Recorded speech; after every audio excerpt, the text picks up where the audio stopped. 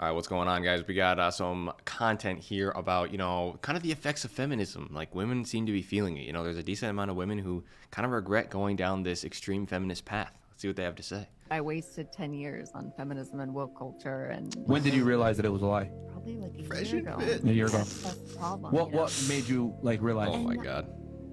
It's interesting. Like, I started really listening to Andrew Tate's long form content. Yeah. Nice. And Oh my God. understanding truly what he meant. Yeah. And it really changed everything for me Okay. and how I viewed men and women and I'm calling cap. So you think the biggest lie of feminism was a lie?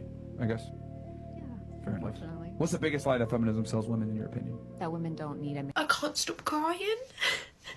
I'm happy and I love my life, but I feel so goddamn lonely and it terrifies me. Everyone's getting married or having kids and starting a new chapter in their life with their friends and whatnot, and I'm just here on my own, in my own home, working and surviving. Yeah, it's like most people. That's exactly what most people are doing. They're working and surviving. This is the thing. Is just so annoying. It's just the victim mindset, right? It's the victim mentality. It's like, oh, I'm so lonely. I can't find a partner. Well, what do you spend all day just inside your house? Do you actually go out and try to meet people? Do you actually try to interact? Are you actually trying in? Because the reality is, life is not going to fix these problems for you, right? You have to go out there and you have to make a change. And this is what a lot of guys understand more so than women, because we have to actually self-improve a lot more in order to become, something that is considered valuable in the marketplace. And we understand you have to go through a lot more trials and tribulations and hard work and actually go out there and do something, because nothing is really given to you as a man, right? You have to go out and earn it. So if you want to go out and you want to find a girlfriend, you have to go out and find a way to make that happen, right? No one's just going to walk up to you and magically, have everything happen. Like your friends, if you want to go find friends, you have to go out there and actually make friends, make connections with people. So, I understand, you have to vent sometimes and she's complaining and crying, but, this victim mentality has got to go. If you want to be successful in life, you have to put in the work. You just got to put the work in. It's just, you got to put in the work. You got to think smart and put the work in, and otherwise stop complaining. And the other thing about feminism saying that, women don't need men. I've heard some people say, oh, yeah, well, in the modern world, feminism, women don't need men. And that's complete cap, because the reality is, all the infrastructure that we have is maintained in the majority by men, right? Most men are out there drilling and getting the oil, right? Most men are maintaining the grid in terms of electricity. Most men are the ones, shipping thousands and thousands of tons of products and stuff we need all across the world. So the reality is, the majority of men are actually keeping the infrastructure afloat. And so for you to say you don't need men is just, it's beyond ridiculous, it's beyond arrogant, and it's just sad to see that so many women would think that that's a reality. And I don't know what to do. I don't know if it's just me who's experiencing this, but I just feel so lonely and it's scary. I've done really well for myself in my career, and I'm ambitious, and it seems to be something that is desired, because sorry, it's just this music, man. I can't.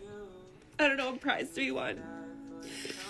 But then once I actually open up in the dating world and let someone in, then they get bored, or they don't see the value.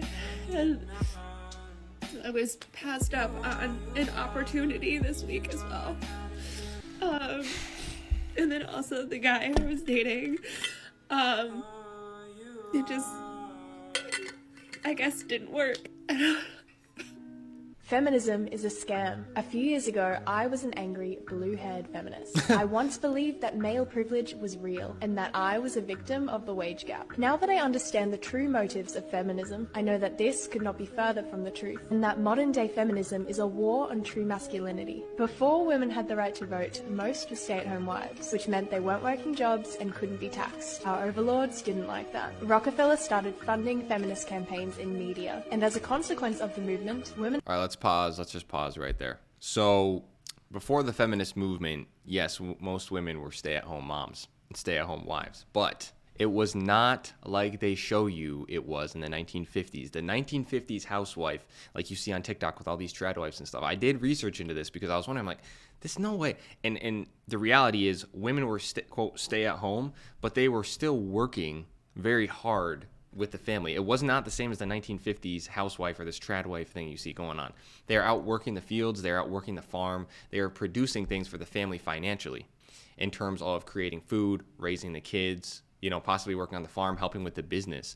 And so even though right now she's saying, you know, women were stay-at-home moms, I just want to make the clarification. It was not like the 1950s that you see, where the mom just stayed home, kind of, you know, washed dishes and, you know, cooked food and took care of the kids. The mom was at home, yeah, but she was taking care of literally the whole production of the farm. Right, she would be out there working in the fields, doing physical labor, as well as taking care of the kids and actually producing a financial like asset for the family. So just want to make that clarification. Women started entering the workforce and leaving the home. Children would then be separated from their parents and sent to Rockefeller-funded schools to be indoctrinated by the state. All of this ultimately disrupting the family unit at its core. Feminism is defined as the belief in social, economic, and political equality of the sexes. But in the West, I must ask, what rights do men have that women don't? Facts. Modern feminists are convincing women that hookup culture, using hormonal birth control, and not shaving is liberation. That toxic masculinity is prevalent and the patriarchy must be dismantled. Through movies and media, we're taught that working for the man, climbing the corporate ladder, and paying tax is more empowering and valuable than raising the next generation. Women have lost touch with our natural loving instincts, and birth rates are plummeting. Men and women are not the same. And by protesting for equality of outcome rather than opportunity, feminists are demonizing and emasculating. So I think she had pretty much most of that right. You know, if you think about it, they weren't able to tax women who were staying at home and working for the family and providing financially. So they get them into the workforce, right? They get them into the workforce, and then they get the tax money from that, from now both sexes working. They get the tax money from that. But the real money, the real power comes from having the kids separated away from the family unit. Because now since the kids are separated from the family unit and they're in these schools, they can teach them whatever they want, right? That's where the real money comes, is from raising the next generation and educating in a way that's, you know, beneficial to you, because they can educate these kids and basically brainwash them to now go and work for their companies, to buy their products, you know, to do whatever they want to do in terms of social engineering. So that's where the real power comes from. And like she said, it was, you know, Rockefeller funded. So, I mean, I don't know for sure if that's true or not. I haven't done research on that, but it would make sense that, you know, the elites would want to take that kind of a move. It's just the after effect of that is now, you know, a declining birth rate and our civilization basically, you know, collapsing. Do any other single 32-year-old women get depressed, extremely depressed around the holidays? Or is it just me? It doesn't bother me any other time. I'm fine. But like come November all the way to like February, I'm like, okay. 32. All of my siblings from 16 years old to 40-something years old all have somebody, okay? They have boyfriends, girlfriends, they're married, they have children, like families. And then there's Brittany, alone with her French bulldog that she's codependent on. Facts. Hey, well, at least she admits it. Most women would be like, what? No. At least she admits she's codependent on it. But, like, okay, let's be real here. Look at this woman here. Do you not think that she could go out there and find a guy, like, within a minute? She could. She could find a guy. However, you know, she probably can't find a guy at her age who's, you know, she's so picky about, right? She can't find the guy that meets her standards. She can't find that unicorn. It's like, dude, you're not single because you can't find anybody. You know what I mean? Like, you're not single because you can't find it. You're single because you don't like what's available to you. You don't like the options available to you. Maybe they're, you know, not meeting your standards or whatever. Like, if you look at this woman, she's definitely attractive, right? She's attractive. She's probably wearing makeup. Maybe she's got filters on, but she's totally attractive enough to go out there and basically, you know, find 10 average men who would want to date and be with her. It's just, she must not want them. That's the only thing that would make sense, because otherwise, why is she in this position? Front door with their family and their kids, and oh, Merry Christmas, blah, blah, and then I show up by myself. Hey, Britt. I appreciate my family because they include my dog and everything as if he's my kid. Like, I'm truly grateful, but like, fuck. Oh my God, dude. When is it my turn? And then you have New Year's. I'm not going to the club. I'm not doing all that. I want to be home. But like, I want to be home with somebody. But like, I don't have anybody. Nobody's calling me. Nobody's texting me. See, this is the mentality of women. They sit and they wait. They sit, they sit and they wait for things to come to them. They don't go out there and go after it and get it like men do. That's the main difference in the mentality. They sit and they wait, which makes sense because they're feminine, right? They're more the receiving energy. So they sit there and they wait for things to happen. The problem is most guys these days are not like going out there and chasing women anymore. The economy's shit. And the reality is, for the average guy, he doesn't got the time. He doesn't want to put in the effort and deal with rejection and all this stuff of chasing after the modern woman. So her being 32 years old and not being in a relationship and being so upset, and the fact that she, you know, she looks like attractive. She's not, she would be considered attractive by modern standards. And so that's kind of a red flag. Like, it makes you wonder what is going on. What has she done to, after, you know, being 32 years old, to be in this position where she's single? And you hear her with this sort of more victim mentality. Nobody's calling me. Nobody's coming after me. What is going on in her life that would make it that she's single? It's a little bit of a red flag. Like, is she maybe on OnlyFans? Is she like a sex worker or something? Like, what is going on that would make it that men don't want to date her? Because if she was walking around, you know, just on the street, and she was going to places and events and stuff, she would be getting approached by guys. I already know. There would be guys that would be going up approaching her. If she was on dating apps, there's no way that she wouldn't, you know, find matches and stuff. So I don't know, man. It's just kind of weird. There's something she's not letting us know, you know? I'm celibate, so fuck though. Like, okay, do I never get a turn again? Or like, what the fuck? Is anybody else feeling the struggle during the holidays and in their 30s, or... I'm calling bullshit on this one, boys. Oh my god. It's my fault. A lot of it's my fault. Maybe Oh, I'm here too we go. picky. Maybe my standards are too high. Yep. Like, I could. I guess I could. But like, fuck that. I bring a lot to the table. And Oh, okay. Yeah. No. But I hate this time of year now. Bruh. Okay, yeah. That's what I was saying earlier, right? I was saying her standards are so high. She's probably got such high standards that, you know, she ends up with these guys who are the top 1% who are dealing with multiple women, and she's just not, you know, she's not someone that they would commit to. So she ends up going after that. What happens is these women, they go after the high tier guys, right? The top 10%, top 20%, whatever. And they end up, because these guys have options, right? So they usually can deal with multiple women. And so then they end up being part of like a rotation or just like a side chick or something like that. And they don't actually get the commitment because they're always going after these guys who have all the options. And that's probably what the situation that she's in, because she's saying, oh, you know, I bring a lot to the table. I've got such high standards. And yet you're single and you're alone at 32. Buying into this movement was the biggest mistake of my life. Don't buy into the lie that older feminists are happier alone. Trust me, they're not. 11 years ago, I didn't respect my ex-husband's duties because I earned slightly more than him, and thinking I could do better, I had an affair with my boss. I lost my job when our affair became public and was blacklisted in that industry. I never got into a high-paying job after that. Oh my God. I ruined my family because of my selfishness, and because of that, our daughter lost years that could have been spent with her dad. After our divorce, I went back into dating, and I never found someone that treated me like my ex-husband did. You fool. I got lots of dates, and I know you younger feminists would have too. But please remember that there's a big difference with someone wanting to just sleep with you and someone who wants to grow old with you. The most valuable asset us women have is our purity. You can keep lying to yourself and say that your body count doesn't matter, but we all know deep down that it does. Facts. That's what I did. I did a story the other day of these women who, there was one of them, I think it was like, she slept with like 22 guys or something in like 5 days, or maybe it was 10 days. Then there's another one who in 1 year slept with like 300 people. And the reality of the situation is, you know, you can prize yourself based off of how many people want to sleep with you. But at the end of the day, what really is fulfilling is having a actual real relationship that lasts, right? That's deep, not just this casual surface, right? Because, you know, having sex and everything is great, but at the end of the day, that's not a real relationship. And so if guys just want you to smash and dash, it's like, yeah, okay, that means that, you know, you're hot enough for that, but that's it. And is that fulfilling? No, it's not. It's not fulfilling at all. It's actually quite demoralizing. Now, at 48 years old, I can't see myself ever retiring. I'm alone, and all of my feminist friends that affirmed my affair are no longer talking to me.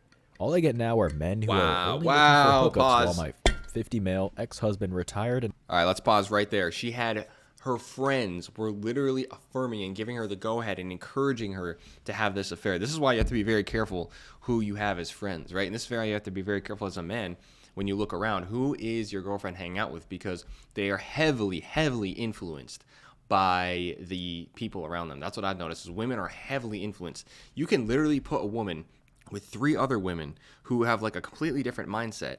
And, you know, if they get a little bit tipsy, they get a little bit drunk, they start having a little bit of fun. Next thing you know, it's like your girlfriend is literally changed into a whole new woman. So you have to be very careful about, you know, for yourself, who you're hanging out with, and also who your spouse is hanging out with. And, you know, people might be like, oh, well, that's controlling. But the reality is, you can't stop anyone from doing something. You can't stop the woman that you're with or that you have a relationship with from hanging out with certain people. But you can decide whether you want to be around those people and dealing with her being around those people. That's really what it comes down to, because you have to be careful. Right here, it's literally an example of her having bad friends that influenced her and encouraged her to cheat on her husband. Like, that's horrible. What kind of friends would do that, bro? And has more money than he could spend for multiple lifetimes and has been building a future with his now 27 female wife, who is only 2 years older than our daughter, and I am honestly jealous of what she has. Wow, dude. Wow. So now the 50-year-old male went for a 27-year-old female. I mean, there's nothing surprising about that. And he's got his money, he's retired, he's set for life. And she gave all of that up. She gave all of that up because basically what you just saw happen in this story was hypergamy. And I know people, oh, hypergamy, not every woman has hypergamy. No, but the reality is a lot of women operate on that basis, where she started making more money than him. And in the beginning of the story, she wasn't making as much money as him. But as soon as she started making more money than he did, she then cheated with her boss, you know, who's a higher level guy. So they always want to be equal or they want to be above. But as soon as they pass you, you have to watch out, because if they pass you in terms of income, if they pass you and they think that they're doing so good and you're not going anywhere, unless you have a real, like, strong bond and relationship and you have a woman who's ride or die, you have to be careful, because that hypergamy instinct can kick in and then they can go, you know, end up cheating on you or leaving you for some other higher value guy, or a guy who has a higher socioeconomic status than you do. I hate to use the term higher value because it's just a stupid term to use. So, but meaning a guy who has higher socioeconomic status than you do. My daughter met his wife and her half-siblings last weekend, and she told me that his wife is a very traditional housewife, which I used to despise but now crave. Oh my God. Before we got married, he told me that his goal was to earn a lot of money that could provide for our family so that I won't ever need to work, so I could focus on our kid. And it used to offend me because as a feminist, I thought I never wanted to just be that and wanted to build something for myself. For the younger women here, please don't make the same mistakes I did. Don't buy into the hookup culture. The only ones that are benefiting from that lifestyle are men. Yeah, and I would even argue, even for the men, you know, it depends. It's not always necessarily a benefit, because it can be taking away your focus and energy from building what you need to build. You know, it could be taking your energy and focus away from building a family. It could be taking your energy and focus away from building your business and really getting on that journey of self-improvement. So it's not always a benefit for men. And it's also, you're also in danger, because you have to be careful when you're out there sleeping with a bunch of random people that you don't run into STDs, you know, things that could literally change your life in a negative way. And I just believe that, you know, when you have sex with someone, you're transferring your energy. There's an energy transfer that goes on. So you have to be careful, in my opinion. A lot of people don't give a shit. A lot of guys don't care. But in my opinion, you're transferring energies with that person in a very close way. So you have to be very careful who you're having sex with, in my opinion. But, you know, each to his own. I know you'll say that you won't regret it and it's liberating. I get it. I was like that too. The older feminists back when I was younger fed us lies that it is so much happier being independent.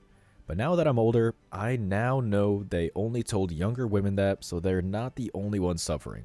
It's true that misery really loves company. How many more cases do we need to come across before feminists start to wake up? This lifestyle and ideology is not making them happy. But instead of self-reflecting like this woman, they would rather stick their fingers in their ears. All right, so that's going to be it for this video, man. Just wanted to show this, some women regretting the sort of feminist ideology in terms of, you know, chasing material success and ignoring their relationships, you know, ignoring their families and thinking that, you know, they're going to leave them and get into a better situation. It doesn't seem like it always works out, you know, so you got to be careful. And as a man, this is why I don't promote legal marriage. I don't think that it's a smart thing to do here in the West. If you're going to get legally married, maybe go do it in some other country where, you know, the laws and the likelihood of you getting divorced aren't as high. So that's going to be it for this one, man. Peace out, and I'll see you in the next video.